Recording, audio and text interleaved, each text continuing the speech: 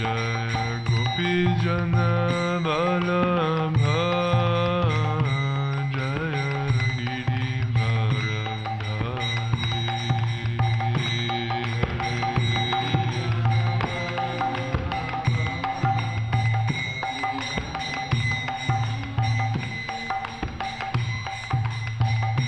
Jaya Gopi Jana Vallabha Jaya Giridharadhari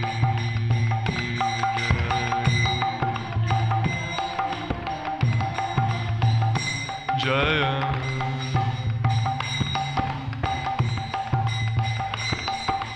Yashodanandana Braja Jana Ranjana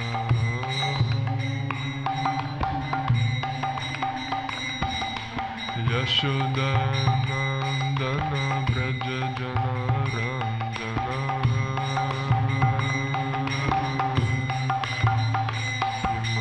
Yamunatira Vanachari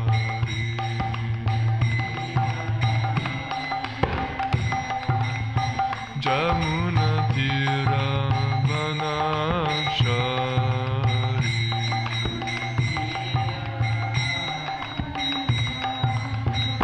Jaya Radha Madhava Jaya Kunja Bihari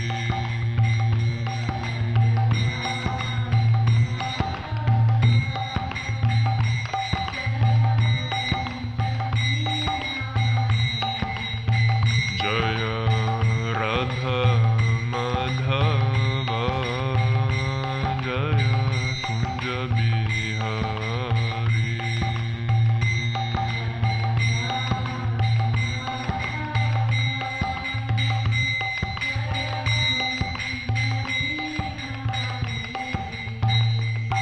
Hare Krishna Krishna Krishna Hare Hare Hare Rama Rama Rama Hare Hare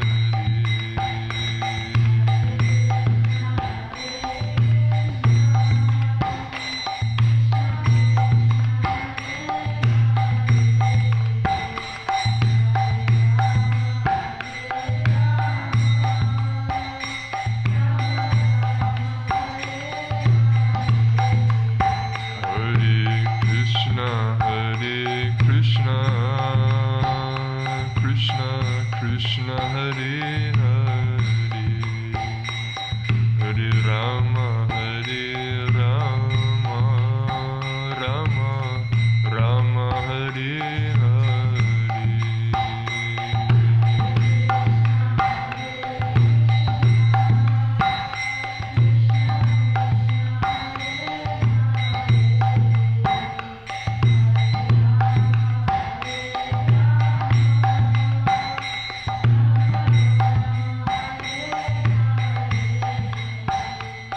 Hare Hare Krishna Krishna Krishna Hare Hare Hare Rama Rama Rama Hare Hare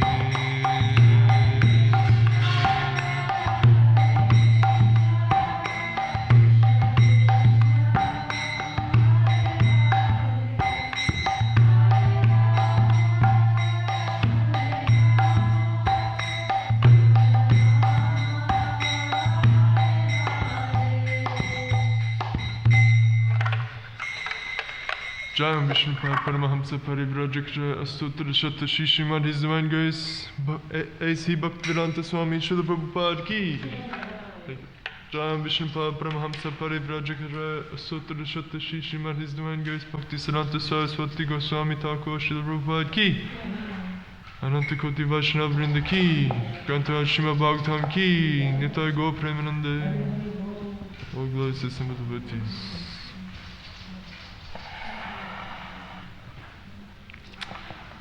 Om Namo Bhagavate Vasudevaya.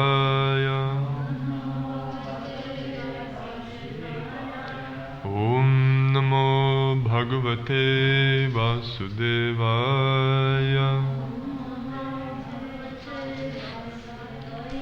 Om Namo Bhagavate Vasudevaya.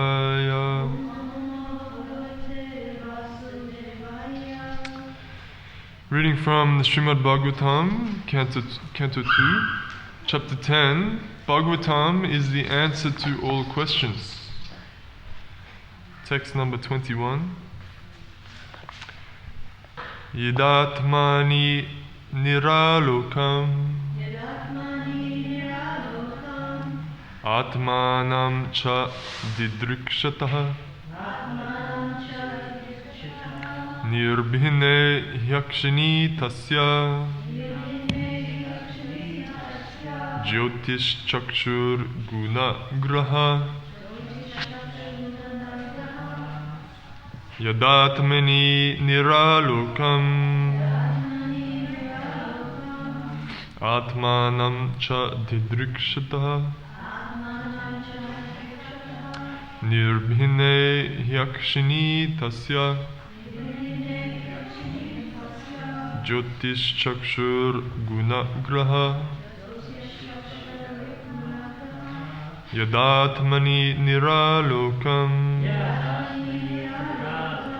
Atmanam cha didrikshataha Nirbhine yakshini tasya Jyotish chakshur guna graha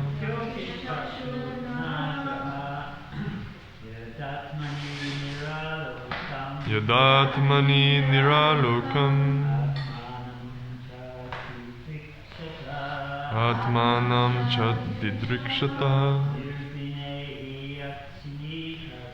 Nirbhine yakshini tasya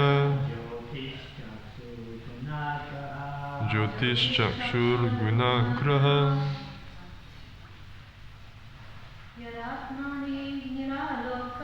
Yadatmani niralokam Atmanam cha didrikshataha Nirbhine yakshini tasya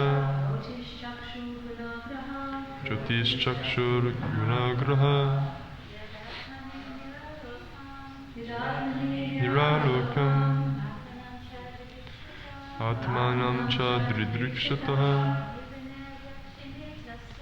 Nirbhine yakshini tasya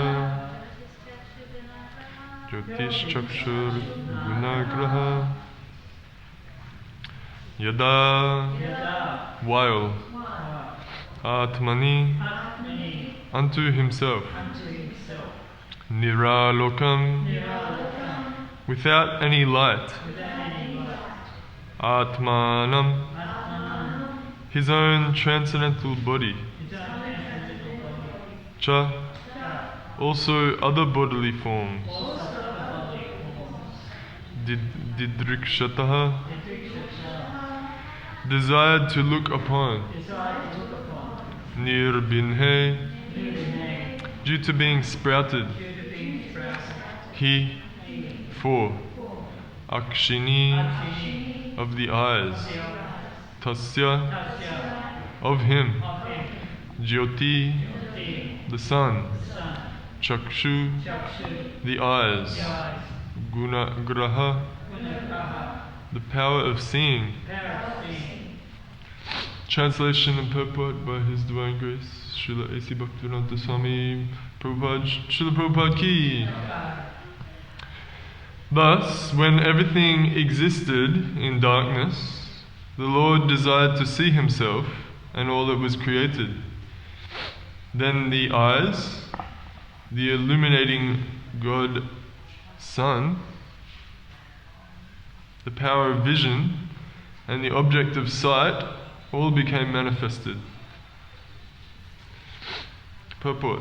The universe is by nature dense darkness, and therefore the total creation is called tamas or darkness.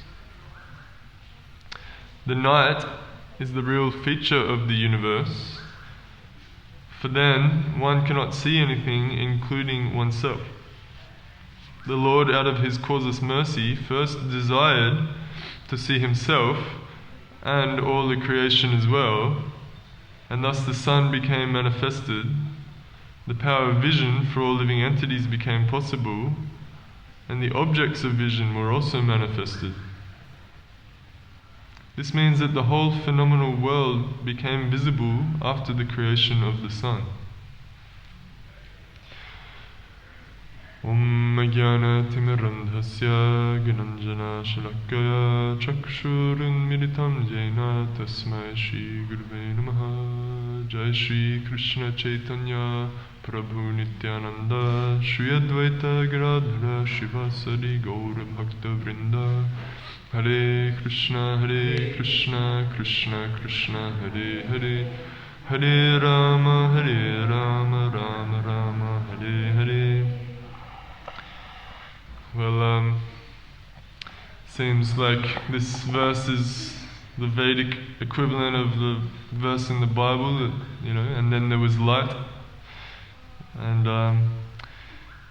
hopefully, I can get some blessings from the senior devotees here to be able to say something to do justice on this verse, but also this whole chapter is a very interesting section of the Bhagavatam.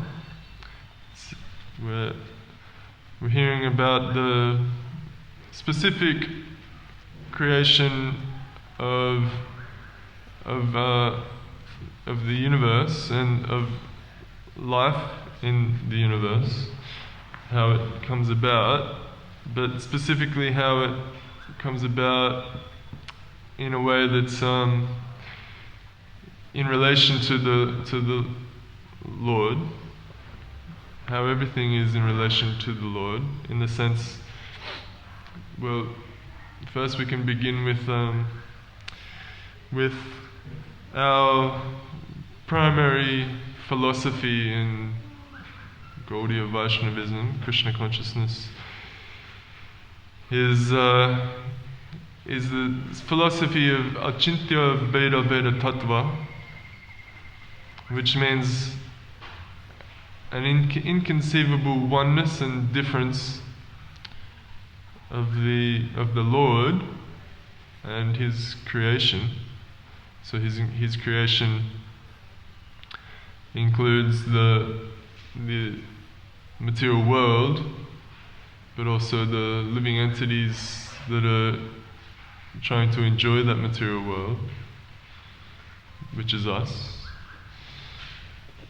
And so Achintya Beda Beda Tattva means that there's a simultaneous oneness and a difference between all of these things, between the living entity, which is us, and the Lord, because we have the quality of the Lord. We're a conscious spark. Actually, that's our real identity beyond this body, is a conscious spark, or a spark of consciousness, pure consciousness. The Jiv Atma, that's our real identity beyond this body. And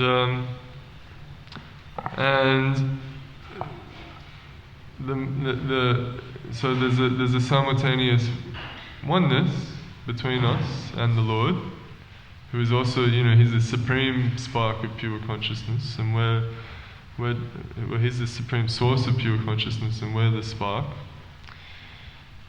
So there's a unity there, there's a oneness, but there's also a difference in the sense that we're just a very minute, fragmental portion, whereas Krishna, the Supreme, is the source of pure consciousness. We're just the minute fragment, the spark, and it's explained that the Supreme can expand himself unlimitedly into so many sparks of consciousness, and it never takes away from his being the Supreme.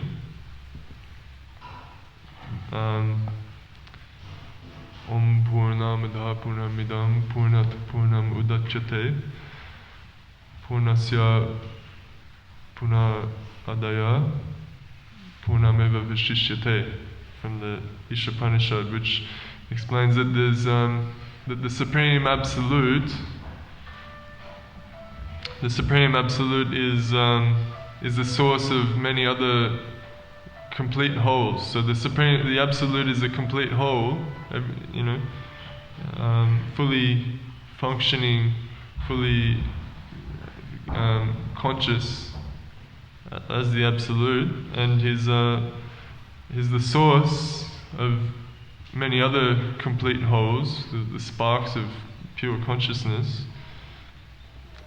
And so many sparks of consciousness emanate from that complete whole, but they never take away from his being the complete whole. So usually, if we have a cake, if we take away a piece of the cake, then we don't have a whole cake anymore. But with the Supreme, we may come as a living entity and try and enjoy and live life in ignorance of the Supreme and consider ourselves to be the Supreme, but it doesn't affect the reality, which is that Krishna is the Supreme. And so beginning with that understanding that there's a simultaneous oneness and difference in the sense of the nature of the creation, the Jivatma, which is known as para prakriti. It means where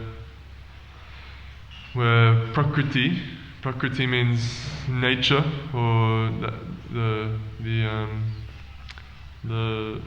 that which is controlled, that which is enjoyed, and then the Supreme, he is the Purusha, that which is the controller, the enjoyer, and also the material nature, that's called the Prakriti, the material elements.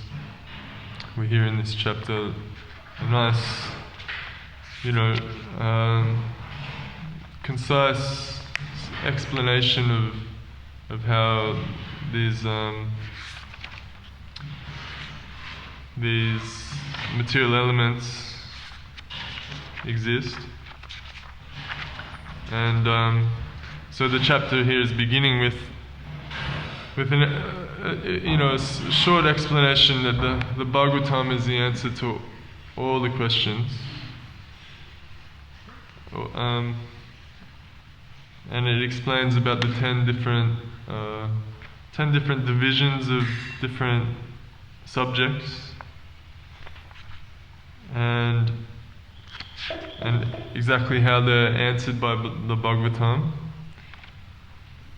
It says that there's so many different topics, understanding the 16 items of matter.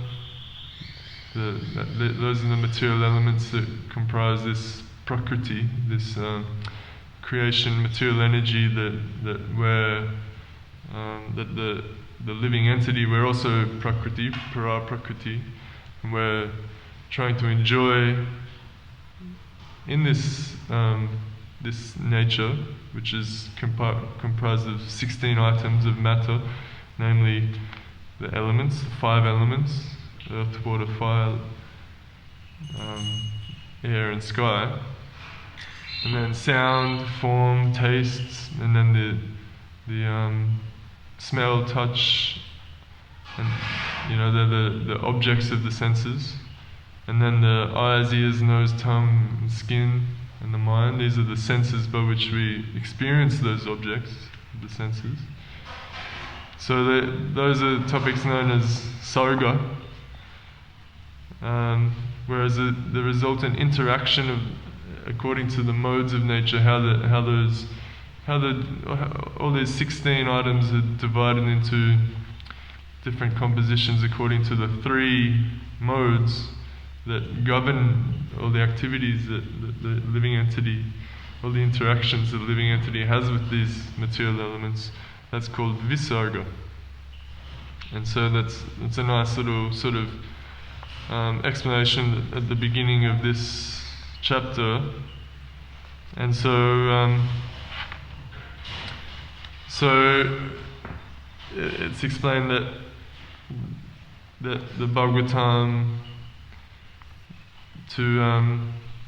in order to really emphasize and highlight the transcendence of the Supreme, then the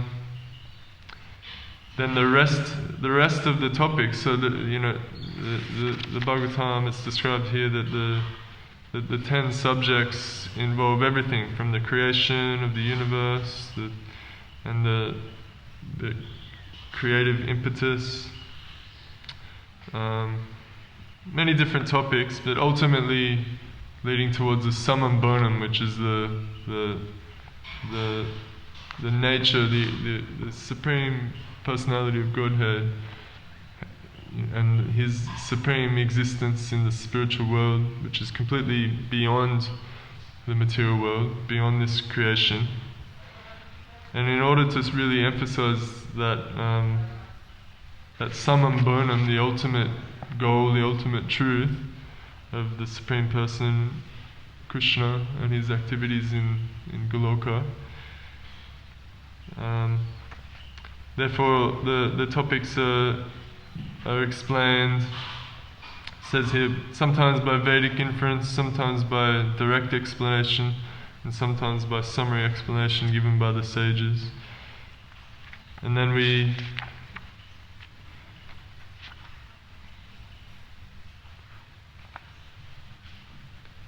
hear this nice explanation about the creation and how it's the creation happens in such a way that we can see this simultaneous oneness and difference, that the Supreme Lord,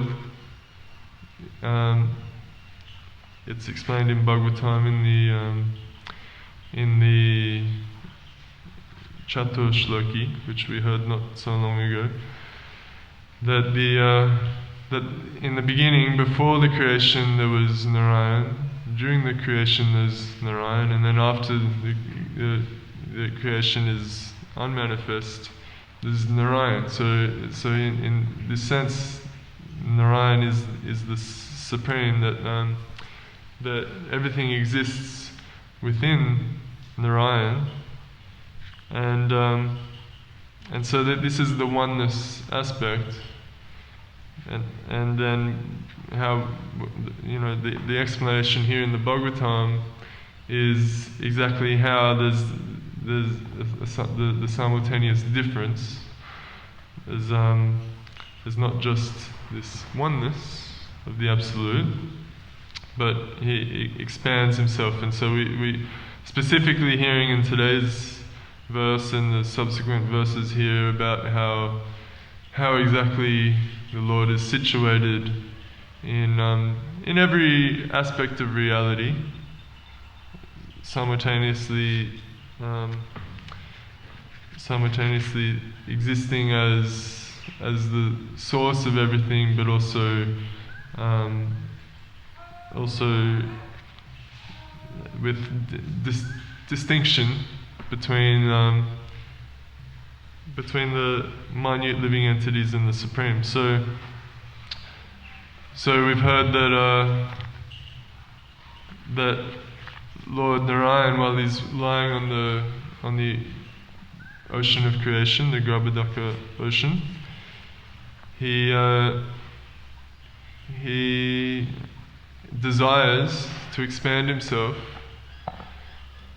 into the living entities and the material creation in order to enjoy because that's, just like we have the desire to expand ourselves and enjoy. So that small desire that we comes from the Supreme, who has that desire unlimitedly, but he also has the unlimited potency to be able to fulfill that desire, whereas we have a very small opportunity, potency to be able to fulfill our desires. Krishna has unlimited desires and the unlimited ability to actually fulfill those desires. And so it's explained here that while lying on his bed of mystic slumber, Lord Narayan generated the seminal symbol, golden in hue, through his external energy, out of his desire to manifest varieties of living entities from himself alone. So this is the seminal symbol means that it's the Sanskrit is virya. It means his potency, his energy, by which he's able to create all the different sort of expansions by which he can actually enjoy, and then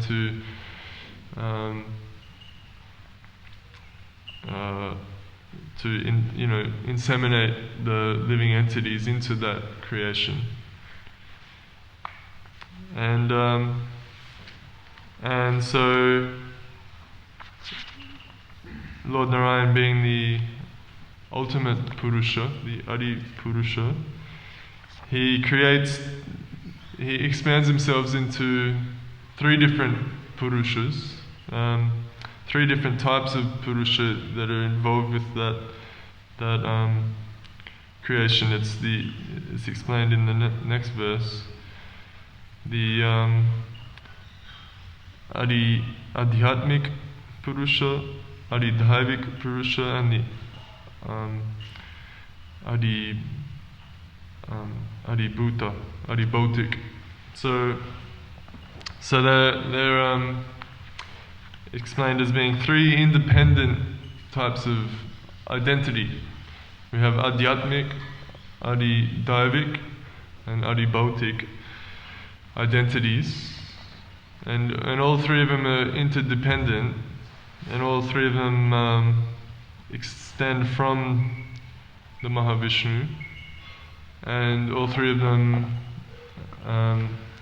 exist in relation to everything that we see in creation. So, for instance, today's verse, the darkness of the creation. In the beginning, there's just darkness. Prabhupada says it's the night is the real feature of the universe. So that's what this place is. That the material creation is called the place of darkness, tamas. And because Lord Narayan, lying on the ocean of creation, desired to see, so therefore in terms of his expansion through his external energy, he's expanded himself into these three aspects, which is the eyes, which is actually our the vessel that we have to be able to see, and then the sun, who's a personality, the Adidhavik personality, who's creating the ability to see, in the universal sense. Without the sun, then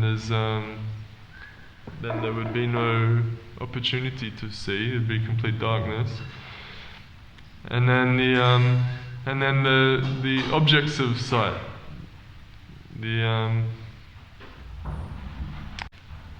the actual things that we look at, the forms that we enjoy seeing. So these are the three aspects. Adi bautik means the vessel, means the material body. That's the thing that we're actually using to see.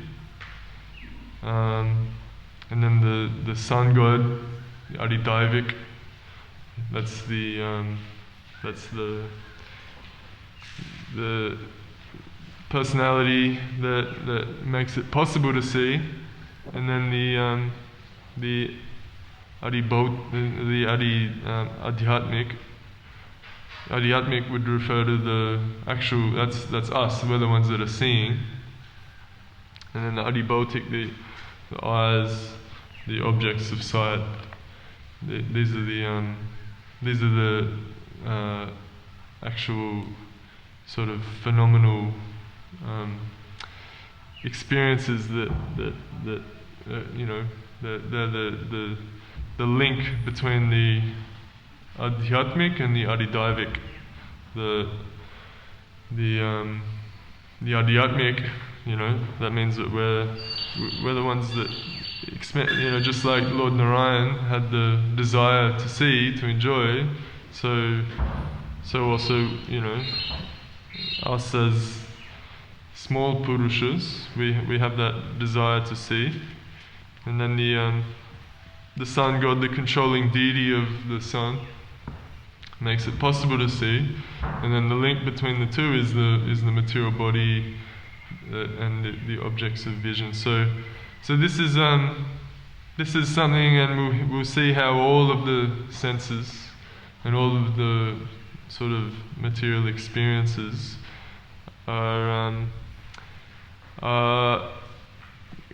existing and manifest in this way that has this interdependence.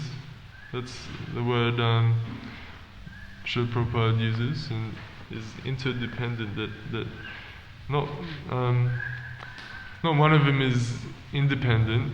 Not one of these aspects of the creation, in any sense. You know, we're going to hear about we've just heard about the mouth and the desire to taste, the desire to speak.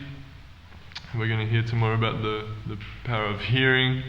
You know, that whenever there's these phenomenal experiences and the desire to experience them, then there's interdependent aspects which indicate the nature of the absolute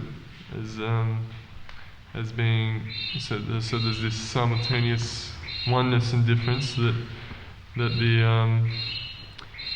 the living entity, we have the same qualities, we have the same desires as the Lord. The Lord is a person, Nara, and that therefore he's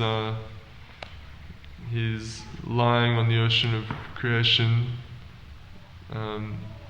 desiring to enjoy, Narayan.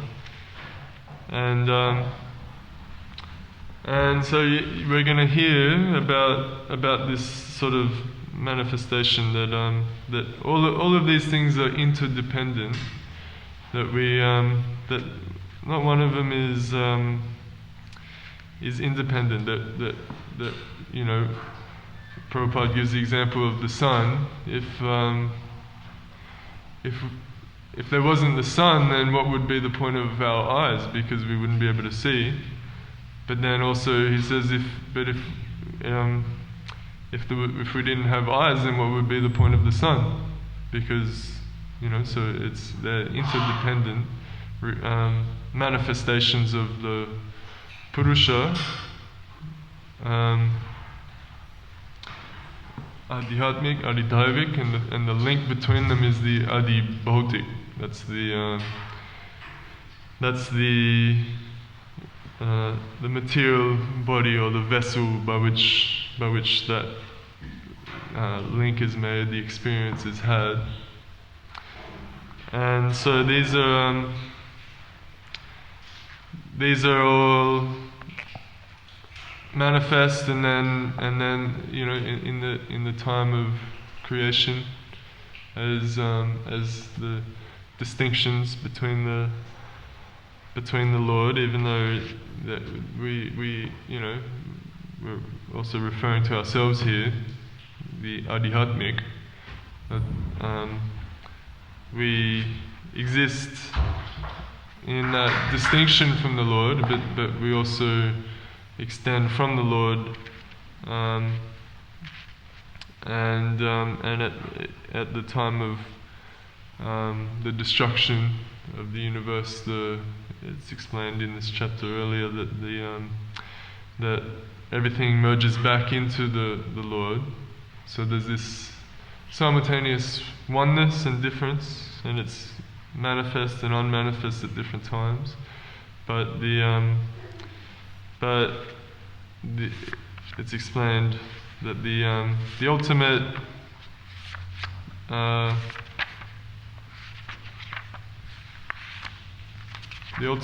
purpose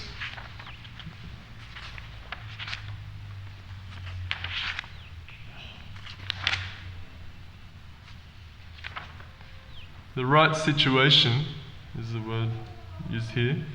The right situation for living entities is to obey the laws of the Lord and thus be in perfect peace of mind under the protection of the Lord. So that's what this whole purpose of the Bhagavatam is, that we have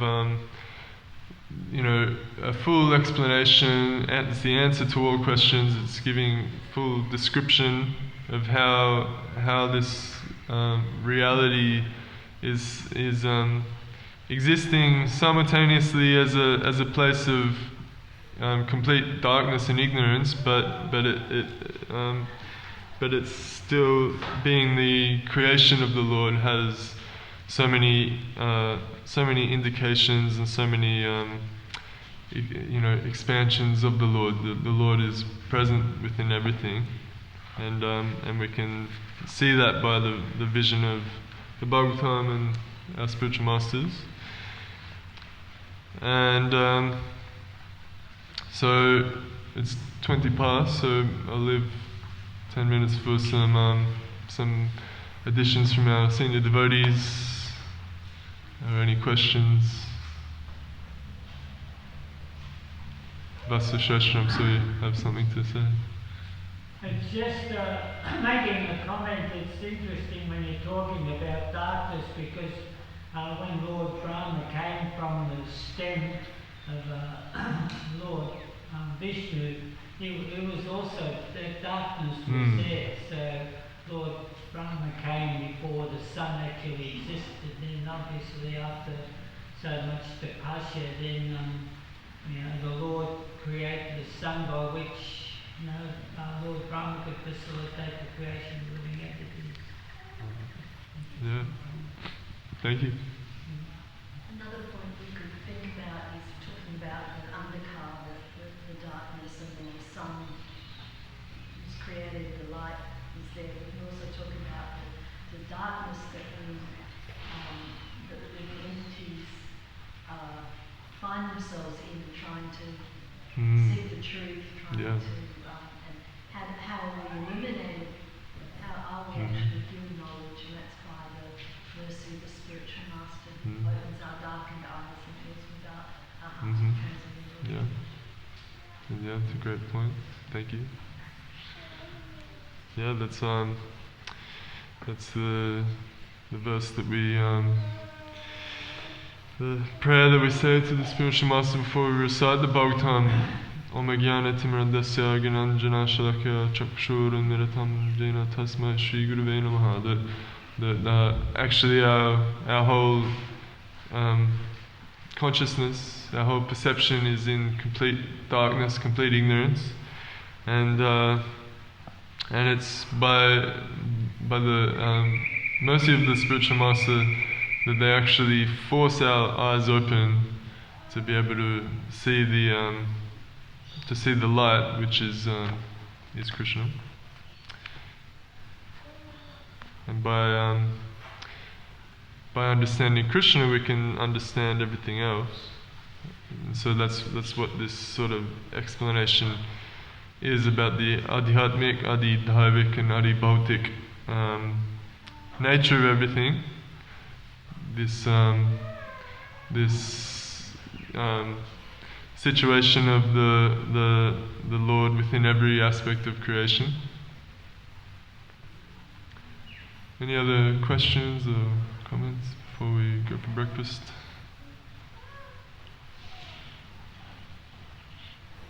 Grantaraj Srimad Bhagavatam ki, Srila Prabhupada ki, Go Premanande.